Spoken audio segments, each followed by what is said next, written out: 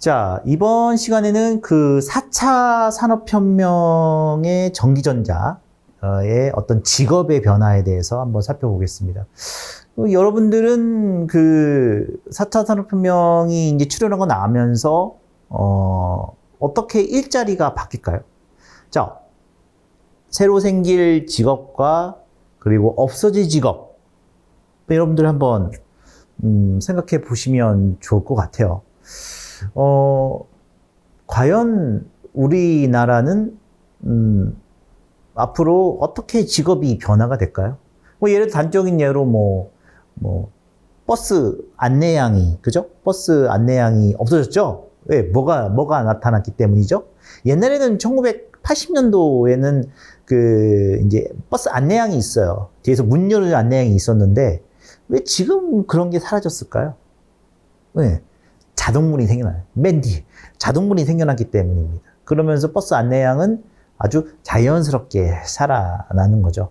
하지만 일부 산간 지역에서는 그 노인분들만 살기 때문에 거동이 불편한 분이 있어서 버스 안내양이 있긴 하지만 그쵸? 버스 안내양이 없어졌죠. 자, 이렇게 우리가 이제 4차 산업혁명이 나타나게 되면서 주로 우리는 ICT, 자, ICT, 즉 사람과 기계의 커뮤니케이션을 하고, 그리고 또 지능화는 사람의 지능을 거의 가지고 있는 지능화된 인공지능, 자, 인공지능이 나타나기 시작을 하면서 어떻게 해요?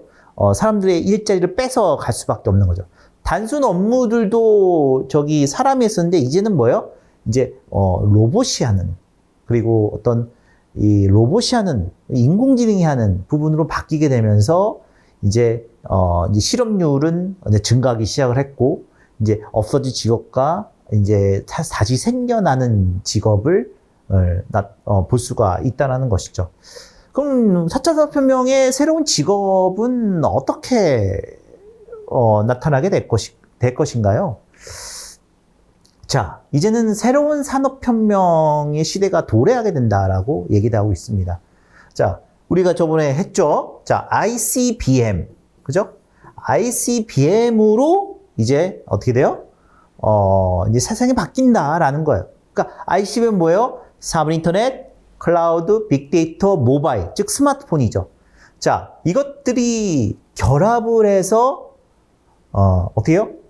모든 산업을 바꿔놓을 수가 있는 거죠. 그래서 ICBM은 뭐예요? 4차 산업혁명의 핵심 기술이다라고 설명을 할 수가 있는 것입니다. 그래서 자, 어떻게 해요? 자, 사물 인터넷 데이터를 수집을 해요. 그다음에 어때요? C는 뭐예요? 클라우드는 데이터를 저장하는 거죠. 그리고 빅데이터는 뭔가 빅데이터는 어때요? 자, 데이터를 수집, 저장, 그 다음에 분석하는 것이죠. 자, 마지막은 뭐예요? 마지막은 자, 우리가 디스플레이해서 볼 수가 있는 것입니다. 그래서 어떻게 됩니까? 데이터, 센서, 네트워크가 모든 것들이 연결이 되는 것이 바로 이제 가장 중요한 4차 산업혁명이다라는 거예요. 이제는 초연결 시대가 온다. 라는 거예요. 그러면서 어떻게 해요? 자, 여기 나와 있죠? 자, 설명을 했네요. ICBM을 통해 스마트한 사회로 가게 된다. 지능화된 사회로 가게 된다라는 거예요. 하지만 이제는 뭐예요? 인공지능 로봇이 사람의 업무를 대신하게 되는 세상이 온다라는 것입니다. 또 그런 부분도 있을 거예요.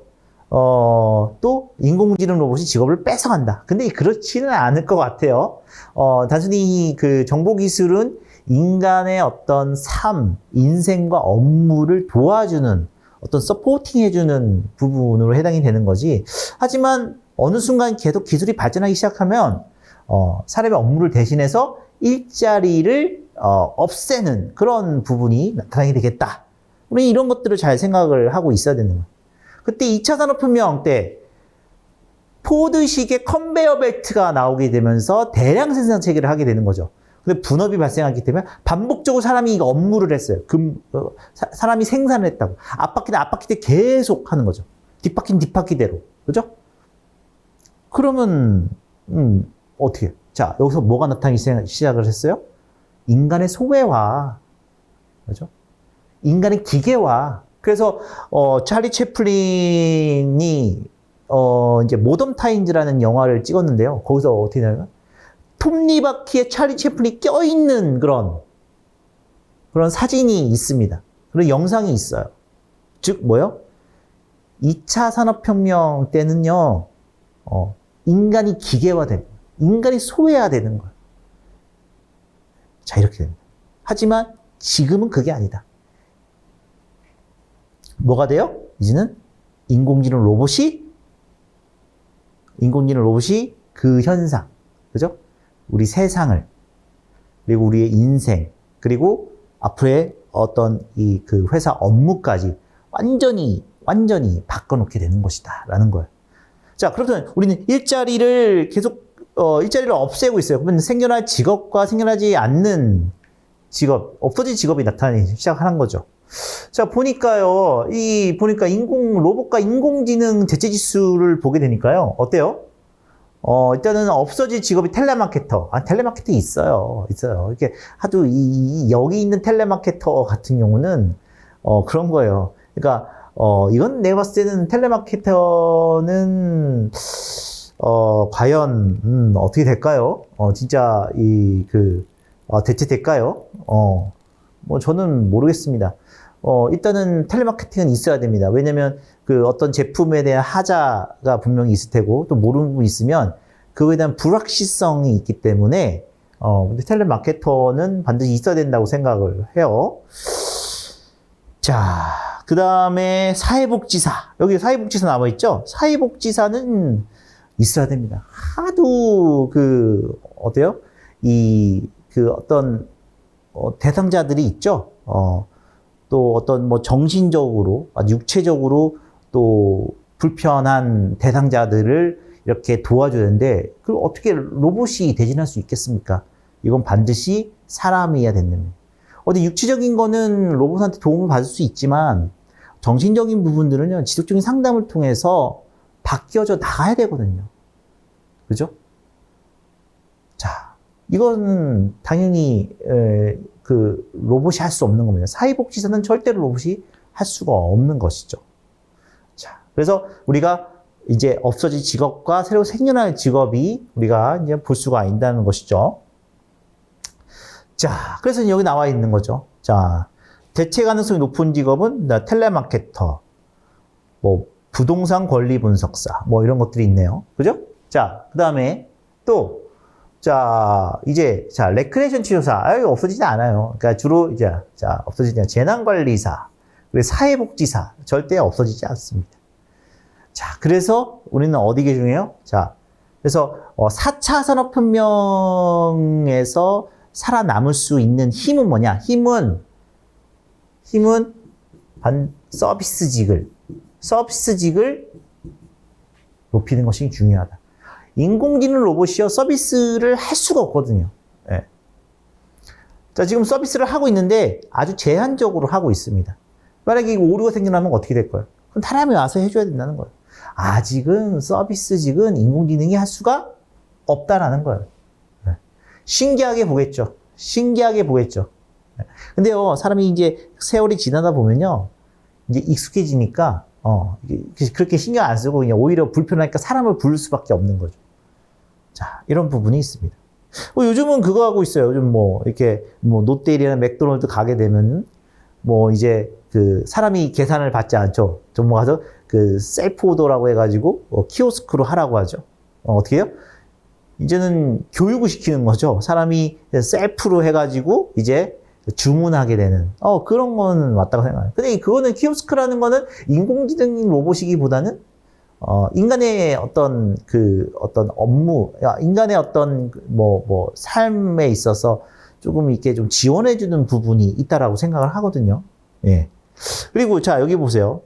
글로벌 주요 기업들이 이제는 뭐예요? AI에 투자를 하기 시작합니다. 그래서 뭐라고 합니까? 첫째도. 자, 소프트뱅크 손정희 회장은 뭐라고 해요? 첫째도 AI, 둘째도 AI, 셋째도 AI라는 거예요. 자, AI가 세상을 바꾼다라는 거예요. 그래서 인공지능이 대세라는 거예요. 예. 자, 그래서 인공지능에 대한 긍정은 무엇입니까? 자, 2035년까지 자, 이렇게 여러 나라들의 노동 생산성이 40%, 경제 성장률이 2배 이상 증가가 될 것이다라고 설명을 하고 있고요. 자, 그 다음에 맥킨지는 어떻습니까? 자, 맥킨지도 마찬가지로 경제적 효과가 어떻게 해요? 자, 증가할 것이다라고 보고 있는 것이죠. 자, 그 다음에 인공지능에 대한 반론이 있어요. 그래서 일단은 제4차 산업혁명, 그럼 5차는 뭐예요? 6차. 5차도 뭐고 6차 나올 수 있겠다. 여기서는 지금 이 부분이다. 말하자면 제3차 산업혁명, 정보화 혁명. 그냥 정보화 혁명의 일환이다. 그러니까 정보화 혁명이 한 발자국 나간 것이다. 라고 보고 있는 거죠. 이거 4차 산업혁명 보여주고 있지 않아요. 맞아요. 인공지능은 1960년도에 나왔어요. 인공지능이라는 거. 그때는 이렇게 초지능화되고 자동화되지는 않았다는 것이죠.